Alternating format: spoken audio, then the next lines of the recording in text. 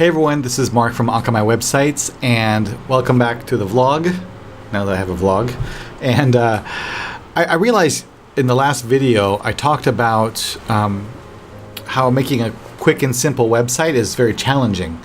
And I realized that I didn't really qualify what quick and simple meant. What might be quick for you might be long and plodding for me, and vice versa. So I thought I would qualify that a little bit, explain some of the time frames that it normally takes to make a website and why it takes that much time to do it.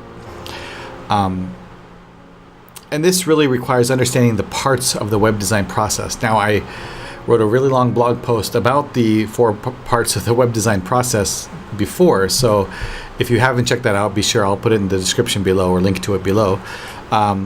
But it's basically 4 steps. It's discovery, design, development, and deployment.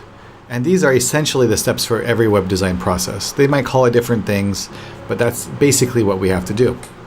So the discovery step, this is important because it allows the website to fulfill its true purpose. And it helps us understand what that true purpose is.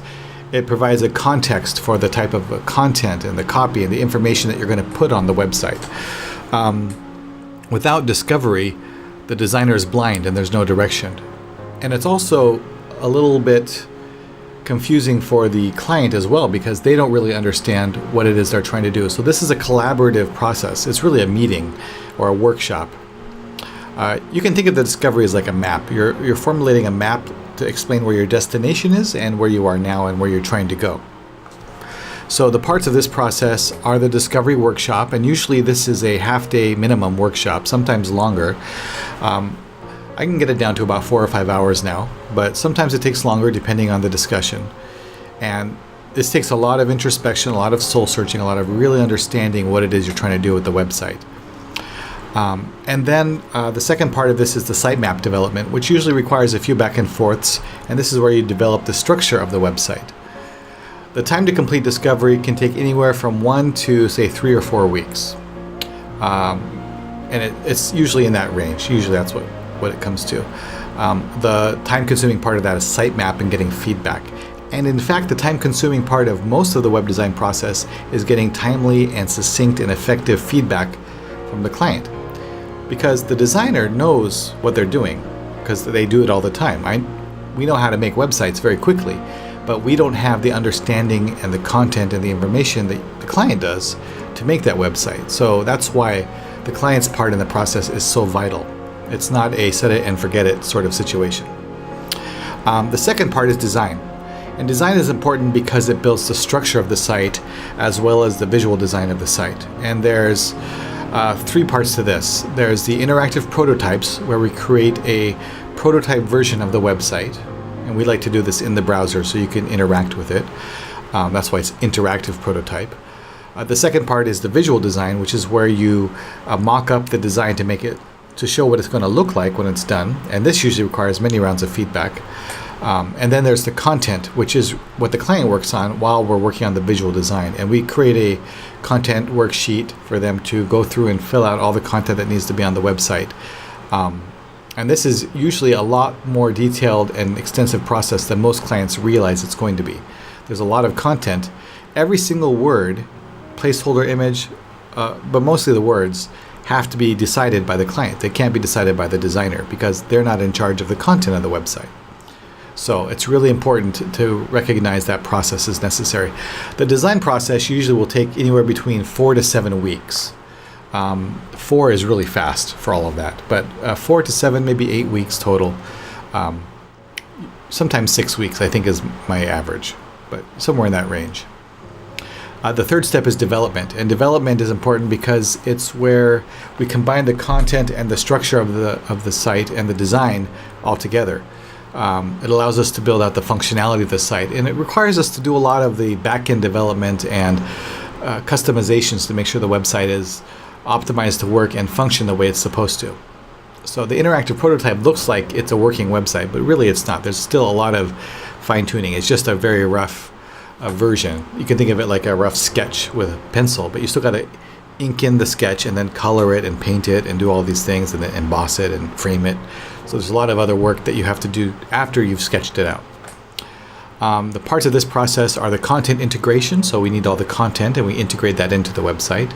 And then the customizations and coding that are necessary to set up any specific customizations or added on applications, like, for example, e-commerce or a calendaring system or a forum or a customer reviews functionality, things like that. And then also we do a lot of testing and testing the interactions on the website. So this process takes anywhere between 3 to 6 weeks usually. Again, there's fluctuations in these time frames. And the fourth is deployment. And deployment is important because this is the where the functionality of the website is taken and we test out everything. So we take the entire website, we test out the technology. We actually have like a 45 plus, maybe it's 50 now, point checklist of all the things we do before we launch a website.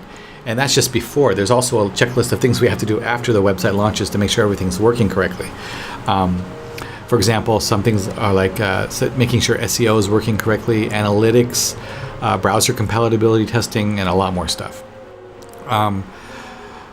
Plus, launching the site sort of requires a coordinated effort across different marketing channels and promotional efforts that you might have as a client. So, and then of course we have to make sure the servers are working correctly and any email accounts associated with the domain are working correctly, pointing the domain to the right location.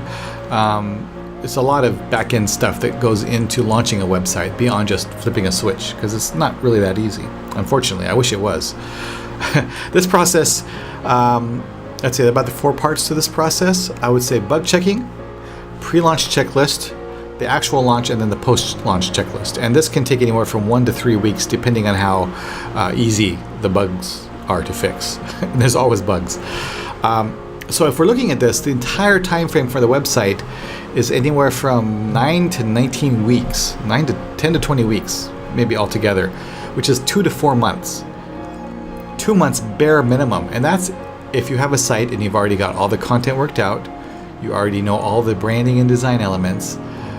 There's no advanced functionality, no custom API integrations, no social media integrations, no online applications, no e-commerce, no online calendaring, none of that stuff. Bare bones website, minimum 2 months. I know that seems like a long time, but if you look at the process, it's actually pretty quick because there's a lot of things going on to make a website work correctly. So I know the next question people will ask is, well, what if it's just a one-page website? I just need 1 page to put up. Is that simpler? Is that less time? Well, yes and no. See, the amount of content in the website is not really the determining factor to how long it takes to build a website.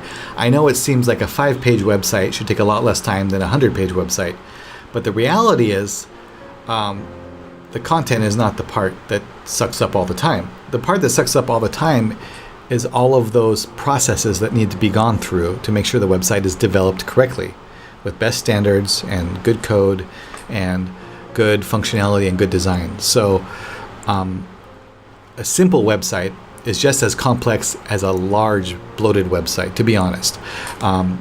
It takes more time to integrate more content, sure, but the time savings of a 100 versus a 10-page website is not as considerable as the time savings if you cut out one of those important parts of the process. So, and don't do that. That's not a good idea. I shouldn't have said that. So I hope that answers the question. It's really about the process. And if you are working with someone who knows the process really well, it's necessary for them to do the best job possible for your website. I would love it to be super easy to make a website, you know, like a Wix commercial where Carly Clausen or some NFL football star or something just clicks a few buttons and their website is perfect. But I think I posted this in another article, which I'll link to below, but DIY website builders are not as simple as they make it seem like it is. It's only simple if you've done all the preliminary work on content development and branding and all of those other things. So I won't belabor this point. I think you get the idea. How long should it take to make a website? Even a simple web, 2 fingers, simple website, 2 hands. At least 2 months, 2 to 3, maybe 4 months. That's how we do it. and we want to do it the best way possible for our clients. We want to make the best possible website for our clients. So that's the requirement we have when we work on a website project. And we want to make sure our clients understand that process too, and understand that that's what it takes to do it the right way. If you want a quick and simple website that's done without consideration for the details and for long-term functionality, then you can set something up quickly with someone else. But our standards are such that we won't allow that for our clients, because we want to give you the best possible solutions. So if you're interested in having us help you with your website, you can always reach us at akamaiwebsites@gmail.com, AKAMAI websites@gmail.com, or check us out at akamaiwebsites.com. I hope this video was helpful for you. If you have any questions, post them below. Feel free to subscribe to the channel, and if you have any questions, I'd be happy to answer them. So until next time, stay Akamai.